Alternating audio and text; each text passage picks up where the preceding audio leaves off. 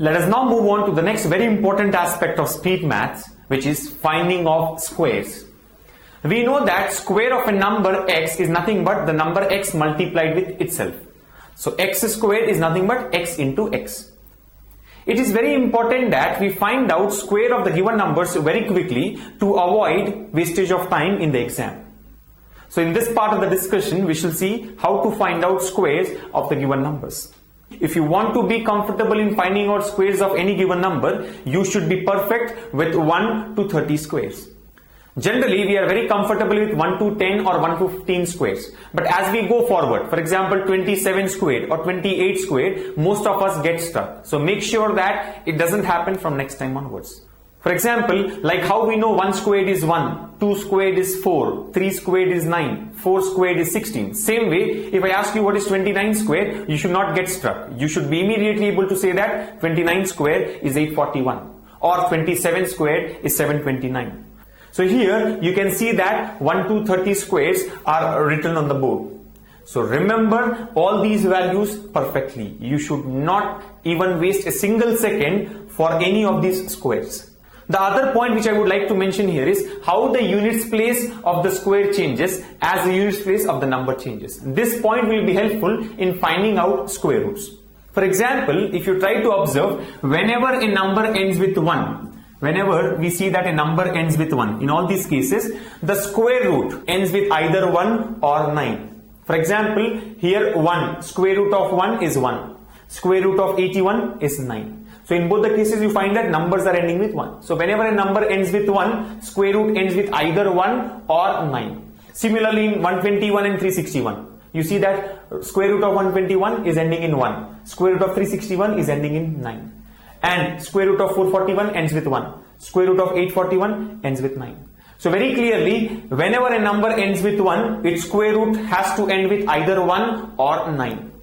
Likewise, if you observe 4, whenever a number ends with 4, in all these cases, the square root either ends with 2 or 8. For example, square root of 4 is 2. Square root of 64 is 8.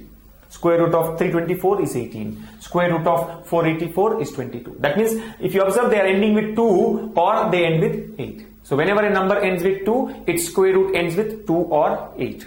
See, this pattern is very, very important in finding out square roots of the numbers. So you should be very clear with the pattern of unit spaces. Again, if you observe, when a number ends with 9, its square root ends with either 3 or 7. Likewise here as well, 169 and 289, square root ends with either 3 or 7. And in 27 and 23, numbers are ending in 9. Their square root end with 3 or 7. The next one here is 6. When a number ends with 6, its square root ends with 4 or 6. Here again, numbers are ending in 6. If you observe, square root ends with 4 and here square root ends with 6. Likewise here also, when the number ends with 6, square root ends with 4 or 6. So very clearly, whenever a number ends with 6, its square root has to end with either 4 or 6. And the other point is, if the number ends with 5, square root ends with 5. Or we can observe that whenever a number ends with 25, square root ends with 5. And for zeros, it will be 0. Whenever we have 2 zeros, the square root ends with 1 0. Again here we have 2 zeros, the square root ends with 1 0. 2 zeros, the square root ends with 1 0. So very clearly we can understand the pattern of the unit spaces from this table. So make sure that you remember all the 30 squares perfectly and also remember the pattern. Whenever a number ends with 1, square root ends with 1 or 9. When a number ends with 4, square root ends with 2 or 8. When a number ends with 9, square root ends with 3 or 7. When a number ends with 6, square root ends with 4 or 6. When a number ends with 5, square root ends with 5. And whenever a number is ending in 0, even number of zeros, the square root will also end with 0. Assuming that you all remember what are 1 to 30 squares perfectly, let us now see how to find out squares beyond 30. For example, what is 63 square? Can you tell me the answer without writing anything on paper? And the time given to you is just 2 to 3 seconds. Now that might be a little difficult for you at this moment, but if you get the right idea, then getting 63 square or any square would become really very easy for us. So let's see how to find out squares after 30. For example, as I've said, let us find out 63 square. Now what we do here is, generally 63 square is taken as 63 into 63. And again, you know that if you go by the regular method of multiplication, that takes a lot of time. So let us see how to get it without going by the regular method. The point to be understood here is, for squares from 30 to 80, for all the numbers from 30 to 80, the base is considered as 50.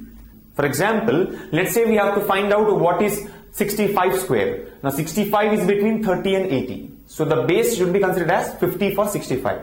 So 65 can be taken as 50 plus 15. That's how we break the number 65. Similarly, if you have to find out 72 square, 72 again is between 30 and 80. So 72 should be taken as 50 plus 22. Likewise, let's say we have to find out 41 square. 41 is between 30 and 80. So for 41 also, the base is 50. That means 41 should be taken as 50 minus 9. That means very clearly we can understand that for all the numbers ranging from 30 to 80, if you have to find out the square, the number should be taken as 50 plus x, where x can be a positive or a negative integer depending on the value there. So let us now understand how to find out 63 square based on the base of 50. 63, as you can see here, is between 30 and 80. So how do we split 63? It should be taken as 50 plus 13. Remember, it should be taken as 50 plus 13 but not 60 plus 3. Every number between 30 and 80 has to be taken as 50 plus x. So 63 here can be taken as 50 plus 13. Now let's understand how to actually find out the square for this number. We know that 50 square is 2500. So we take 25 and add 13 to this 25. That gives us 38. This is actually 2500 plus 1300, which is equal to 3800. And now the next step is to add 13 square to this result. 13 squared is 169. So the answer here will be 3969. 63 square is equal to 3969. I hope you all have got the idea. 63 should be taken as 50 plus 13. So 50 square is 2500. Whatever 13 we have here, those many hundreds have to be taken. So plus 1300. This gives us 3800. And the next step is add 13 square to this to get the answer. So 3800 plus 169 will be equal to 3969. Similarly, let's say we have to find out 72 square. 72 should be taken as 50 plus 22. So this can be taken as 2500 plus 2200. Whatever is the number here, those many hundreds have to be added. So this gives us 4700. And after getting this, we have to add this 22 square. 22 square is 484. So when we simplify this, we get 5184 as the answer. So 72 square is equal to 5184. So if you have really understood the concept here, we need not even write these zeros. We can simply understand that 72 is 50 plus 22. So 25 plus 22 is 47. So we write 47 and then 22 square is 484. As we have only two zeros after this, we have to take 484 in this format. That means 84 will be coming here and 4 will be carried forward to the hundreds place. So by adding this, we get 5184 as the answer. So this is how we can find out squares of numbers ranging from 30 to 80. Let's take one more example. Suppose we have to find out 42 square. Now 42 we know is 50 minus 8. So it should be taken as 2500. Remember, minus 8 will give us minus 800. Generally, if it is plus 22, we have added 2200. When it was plus 13, we have added 1300. Because here it is 50 minus 8, we take it as minus 800. So the result here will be 2500 minus 800 is 1700. Plus minus 8 square. Minus 8 square is nothing but 64. So when we add 64, we get the answer as 1764. That means 42 square will be equal to 1764. And again, if you really observe, you need not write these zeros and waste your time. We know that the base is 50, so always the first part here is 25. 25 minus 8 is 17. So we can write 17 and attach 64 to that. Why? Because 8 square is 64. So directly the square of this number is 1764. Similarly, let's say we have to find out 39 square. Now 39 is nothing but 15 minus 11. Remember, base is always 50. So 50 minus 11. So that is the reason we take it as 25 minus 11. 25 minus 11 is 14. So we get 14 in the first step. And then it was minus 11. So minus 11 square is 121. We know that there are only two places after this. Only two zeros after this. So 11 square 121 should be taken in this format. So the answer here will be 1251. 1521. 39 square will be equal to 1521. So this is how we can find out squares from 30 to 80 in just two steps. And if you really understand the method, even writing these two steps on paper is not required. Now before we move on to take some more examples, let us understand the working behind this procedure. Why does this happen? How can we directly get the answer as 25 plus 22, 47, and then 22 square 484 will give us the result of 5184. That means let us understand what actually happens behind this procedure in getting the correct answer. We know that a plus b whole squared, or a plus or minus b whole squared, is equal to a squared plus or minus 2ab plus b squared. Now the point here is, when we are taking 63 square, 63 can be split as 63 square can be split as 50 plus 13 whole square. Remember, we are taking the base as 50, so we get 50 plus 13 whole square. Now let's understand what is the advantage in this. If we try to expand as per the formula, we get 50 squared plus 2 into 50 into 13 plus 13 square. Now if you look at this, 50 square is 2500 plus 2 into 50 is 100, 100 into 13 is 1300, plus 13 square is 169. And now if you compare this expansion with our shortcut trick, you find that it is quite similar to what we have done in case of a plus b whole square. For example, here you see we have 2500, 2500, plus 1300, plus 1300. We get the result as 3800, and to that we add 169. That is the reason we are able to get the correct answer as 3969. This will be equal to 3969. Now the main advantage of taking one of the terms as 50 is that when we take 2ab part, we get 2 into 50 into b. 2 into 50 is always 100. So 100 into b will give us b into 100. So if it is 7 here, we'll have plus 700. If it is 8 here, we'll have plus 800. If it is plus 21 here, we'll have plus 2100. If it is 19 here, we'll have plus 1900. Likewise, here if it is 22, 50 plus 22, we'll get plus 2200. So that is the reason we have directly taken 2500. That's the first term, plus 2200. Even in this case, when we take 42 as 50 minus 8, it is 50 minus 8 whole square. So 2500 is there. Because it is minus 8, we'll get minus 800. So 2500 minus 800, 1700, plus 8 square, 64. So that is how we get the answer as 1764. So this is the concept behind finding out the square root in this manner. The two important advantages that we have here is, first term is always fixed. First term is always 2500, and the second term is b into 100, and the third term is b square. So because first term is fixed, we need not worry about it. Always you can take it as 2500. And the second term will be b into 100. Now if I ask you what is 69 square, you can do it orally. 69 is nothing but 50 plus 19. So as it is 50 plus 19, we take 2500 plus 1900. What is 2500 plus 1900? 4400. 4400 plus 19 square. 19 squared is 361. So 4400 plus 361 will give us 4761. So that is the result for 69 square. Simply take it as 50 plus 19. 2500 plus 1900 plus 19 square. So 2500 plus 1900 plus 361 will give the total as 4761.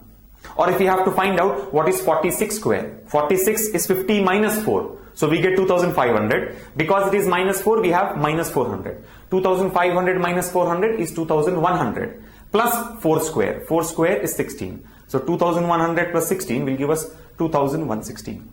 So this is how we can find out squares ranging from 30 to 80 in less than 3 seconds.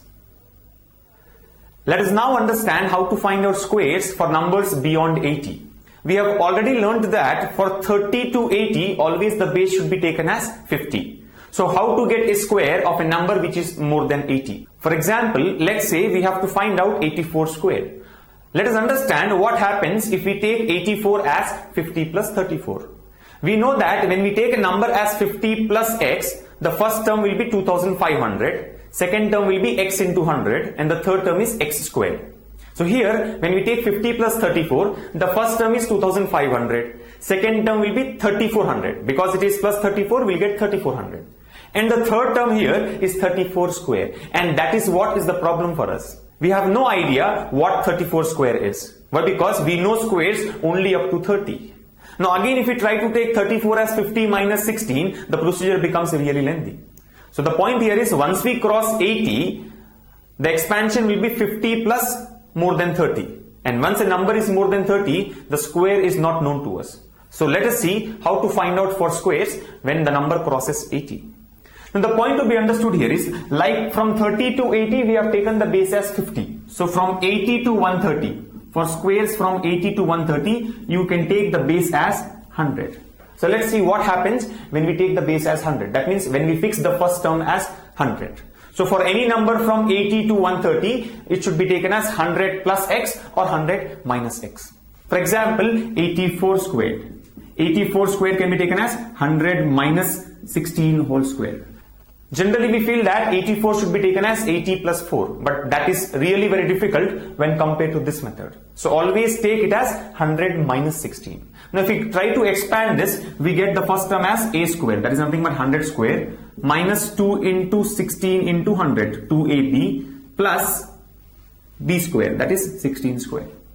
Now if you look at this, the first term is 100 square. 100 square is nothing but 10,000 minus second term here, 2 into 16, 32 into 100, 3,200 plus the last term here is 16 square, which is 256. So 10,000 minus 3,200 is 6,800. 6,800 plus 256 is 7,056. That means 84 squared will be equal to 7056.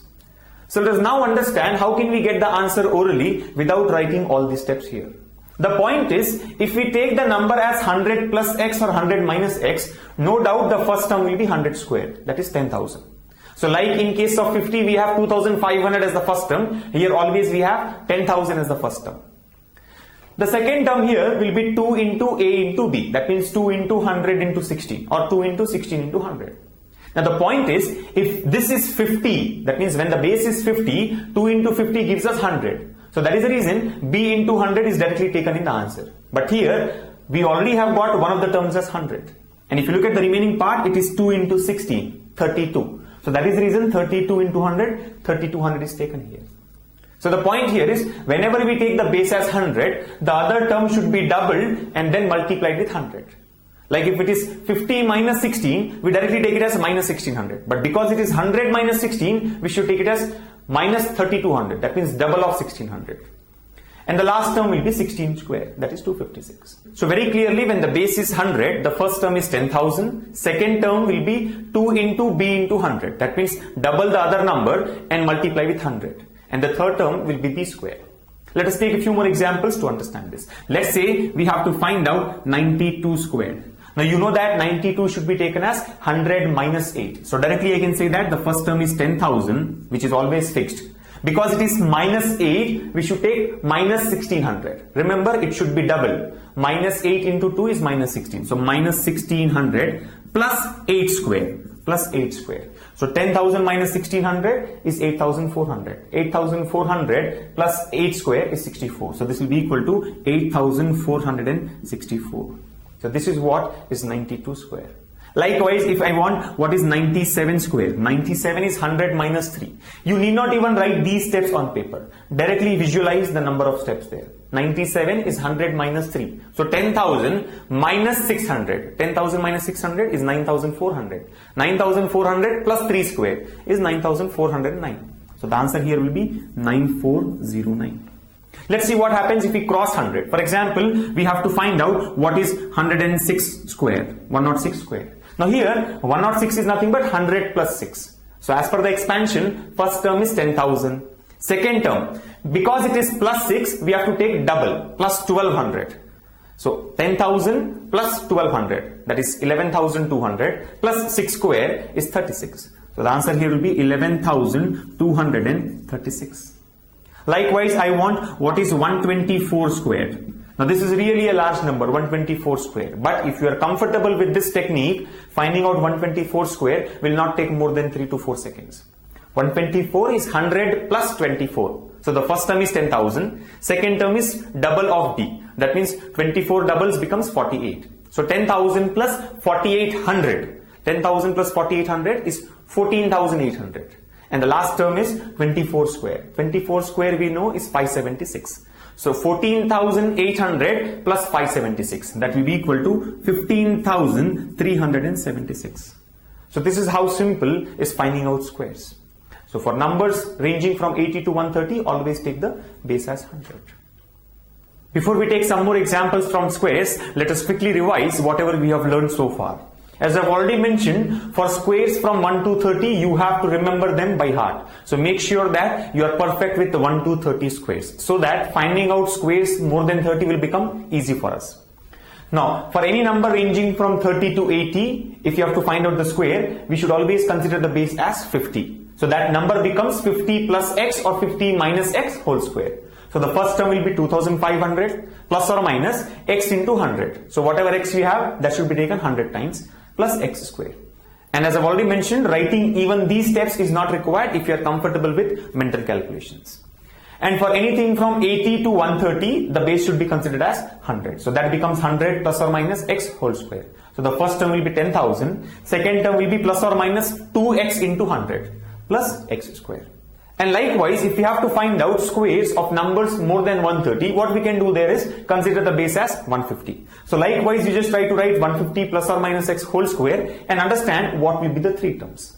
For example, 144 square. 144 square is beyond 130. So that should be taken as 150 minus 6 whole square.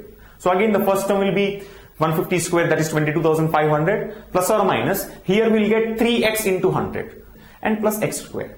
So the point here is, depending on the base, here the first and the second terms will be changing. For 50 we have 2500. For 100 we have 10,000. So for 150 we will have 22,500. For 50 it is x into 100. For 100, 2x into 100. So for 150 it will be 3x into 100. And last term always is x squared. So likewise, if you practice, finding out squares of any number beyond 130 can also become very easy. So either try to consider the base as 150, or then you can take it as 200, 250 and so on. Now the next point here is how to find out squares of numbers ending with 5. Now this is a special case where finding out squares of numbers ending with 5 is a very simple job. For example, we know that 5 squared is 25. 15 squared is 225. 25 squared is 625. 35 square will be equal to what? Now if you try to understand the pattern here, whenever a number ends with 5, its square always ends with 25. So if this number is ending with 5, we are sure that the answer should end with 25. So 35 square has to end with 25. The only concern is what is the remaining part of the answer. For example, here it's like 0. Here we have 2. Here we have 6. So how to get the remaining part of the answer in case of 35 square? So that can be understood as follows. If you look at this, the number here is 0, 5 whole square. So this tens place into the next higher integer. 0 into 1 is 0. If you go for 15, that's like 1 into the next integer. 1 into 2 is 2. So 2 into the next integer 3. 2 into 3 is 6. So that is the reason we get 6 to 5. So here it should be 3 into 4. 3 into 4 is 12. So the answer here is 1225. Likewise, if I want 45 square, 45 square is what? 4 into the next integer. 4 into 5, 20, 25. Or let's say we want 75 square. 75 square is 7 into 8, 56. So 5, 6, 2, 5. Or for that matter, we have to find out 125 square. 12 into 13. 12 into 13 is 156. So this becomes 15625. Or let's say 195 square. 19 into 20 is 380. So 380. And because the number is ending in 5, square ends with 25. So this is how we can find out squares of numbers ending with 5. If you observe properly, this is nothing but a case of multiplication of complementary numbers. For example, 35 square. We know that 35 square is nothing but 35 into 35. Now if you try to observe here, sum of the units places is 10. 5 plus 5 is 10. And the remaining part of the number is same. Here tens place is 3, here also it is 3. So these numbers are complementary. So we can find out the answer as 5 into 5, 25. That is, the first step is multiplication of units places. And second step is tens place into the next digit. 3 into 4, 12. So that is how we are able to find out squares of numbers ending with 5. Likewise, in case of, let's say 65 square. 65 square is 65 into 65. Now if you observe again, these are complementary numbers. 5 plus 5 is 10 and tens places are equal. So these numbers are called complementary numbers. And the answer can be obtained as 5 into 5, 25 and 6 into the next digit, 42. So 65 square will be 4225. It is your turn now. On the screen here, you can find 6 questions which are nothing but squares of different numbers. And I believe 30 seconds should be more than enough to answer these 6 questions. And your time starts now.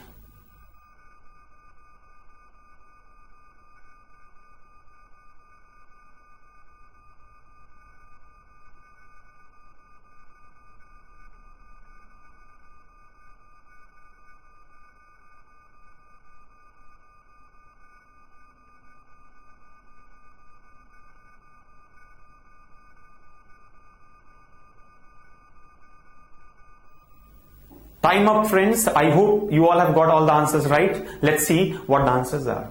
57, 50 plus 7. So 2500 plus 700, 3200 plus 7 square, 49. So 3249. 71 is 50 plus 21. So 2500 plus 2100, 4600. 4600 plus 21 square is 441. 4600 plus 441 will be 5041. So this is 5041.